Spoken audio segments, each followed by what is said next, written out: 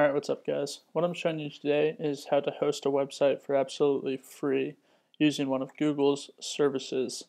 So the first thing that we're going to be doing is going over to appengine.google.com, and I'm going to put all the links for all the pages I'm going to in the description of this video. So you'll be able to just click those instead of having to remember the URL or type it. There's my email. Enjoy. So you're going to create an application. It might make you verify who you are through your phone, so do be aware of that. Free Google hosting guide. We'll check availability. Can't do that. So obviously we need something that's available. So I'm just going to pick something that's hopefully okay. GeekyNet web hosting is available, so that's nice.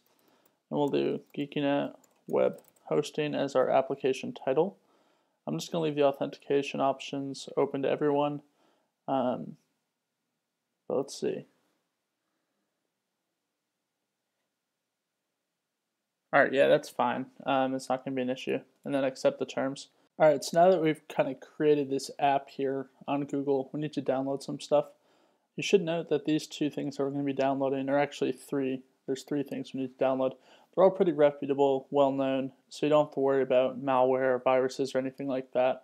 Obviously, you can still scan it just to make sure, but I'm giving you my word here. This isn't like anything bad. In fact, I'm downloading them in front of you right now. So you just want to make sure you get it for the right version. So, make sure you're downloading it for the right Windows version that you have or the right Mac. So I have a Mac right now, so let's download this. Let's save it on the desktop. And again, I'll put these links in the description. And we're also downloading the Google App Engine SDK for Python and Mac OS X. Here we go. Save it on the desktop.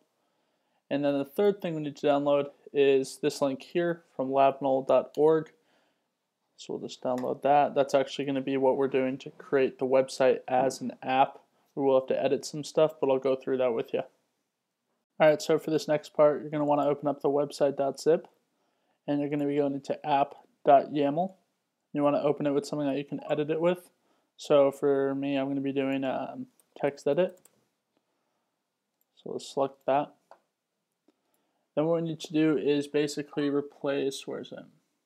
The application identifier here. Sorry, some stuff from work. So we'll go into this. Basically, after you created the app, it gave you an identifier here. You can see that first line. So mine is GeekyNet web hosting. And so I'll replace that with GeekyNet web hosting and save it. And then just close out a text edit. Basically what this folder has is just some basic files here, just some CSS and everything like that. Hold on, crap. I just totally lost the folder. Oh, here we are. So the next part we're going to do is basically just open up the Python. We're going to be installing that. So do this, continue, continue, continue, agree, and install. Alright, so now that we've installed Python, we're just going to close out of that and open up the Google App Launcher. So let's wait for that real quick. Da, da, da, da, da. I always singing shit when I'm waiting on stuff. And we'll just open that up. Alright. Open. Sometimes I really hate all the security systems. Okay. Alright, so basically if you saw that, what I need to be doing is dragging this into my applications folder. I'm not sure if Windows is going to have anything like that for you, but it might have something similar. Just open that up and this should work. And if it doesn't, I'm going to be very annoyed. Kind of glad that happened though, because people might not be aware of that. A lot of people don't actually read error message. What do you like? Symbolic links for these programs. Okay. So what you need to do to actually start the project in Google App Engine Launcher is go to File, New Application. Now you are going to note that I have some stuff in here. That's because I'm going back and editing one of the segments of this video afterwards. So on your screen, you're not going to see any of this here. It'll be completely empty. So go to New Application. For the port though, what you want to do is 8000 and 8080 for your admin port and your regular port. And then you don't need to put in an application ID right now. You'll just go to your application directory and you'll choose website. So you'll do choose. And then you can just do create. So obviously I already have a project because I've done this before. For yours, no error message will pop up or anything like that. We'll just create something. It'll actually look just like this here. Obviously with a different path for your computer, wherever you have the website folder. So that's what you do. Next part we're going to be doing is deploy. So now I've logged in and after doing the deploy, and now it's basically doing this process here. And once it's done, yeah, deployment successful, which means that my website is going to be online using free Google hosting in a little bit. So we'll just wait for all this to finish. Just want to make sure it is done. Let's see.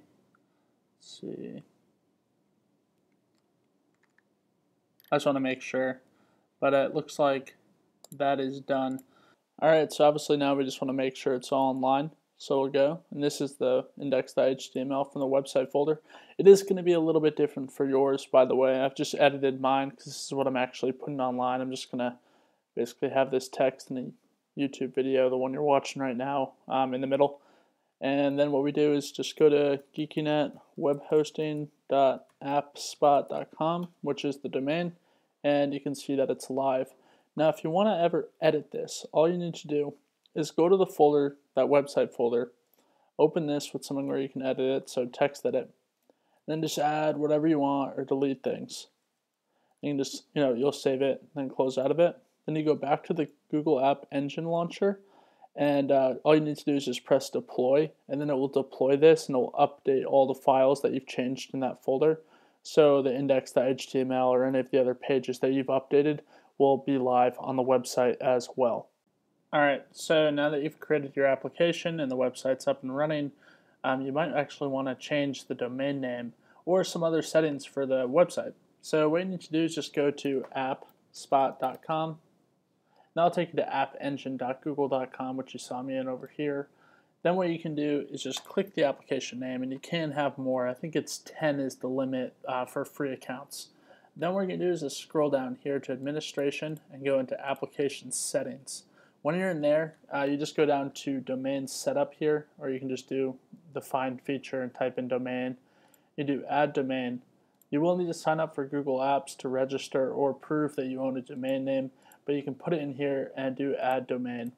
And we'll just take a look, it's very easy to do Google Apps and all that. So that's what you need to do. Now, there are some other settings, but it's not really that needed unless you're kind of doing some high-tech stuff.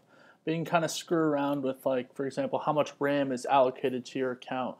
Basically, though, each account is given a set amount of instance hours, is what it's called, and those instance hours are consumed as people are using the website. If you upgrade the processor or any of the server specs, for that matter, for your website, you're going to consume those instance hours faster. So, for example, I'm on the default one, which is F1, which is, I think it said 100 and something megabytes for the RAM. Now there's the F2, which is slightly more, but it consumes the instance hours at double the rate. So I'm just going to stick with the lowest because I don't really need much RAM to be running this website, just text and a YouTube video, which is media from another website. So you kind of can play with that, but you're only going to get a certain amount of instance hours per month, and if you go over that, you either need to pay or you need to basically see your site unavailable for everyone until the next month comes along. So anyways, guys, make sure you look through all that so you can get a good idea, but it's not too important if you want something basic. But have a great day, and I hope this video helped you. You can come back to this YouTube channel. We are the Internet Gang, and this is a YouTube channel for random guides to do with the internet and technology. Also be posting some news, some updates, and information.